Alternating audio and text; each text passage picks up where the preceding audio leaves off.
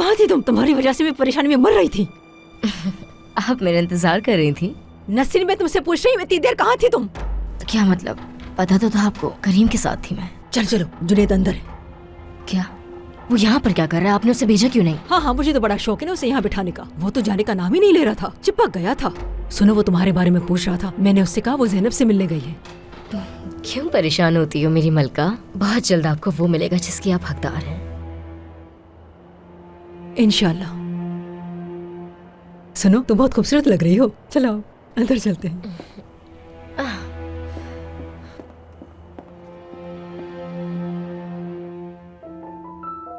अगर मैं ऐसे ही सोचती रही तो ये एहसास जुर्म मुझे कहीं का नहीं छोड़ेगा। आ जाए। सादिया साहिबा, क्या आपसे कुछ बात कर सकती हूँ मैं? हाँ आ जाओ। मैंने कोई मसला हुआ है क्या? दरअसल सबा को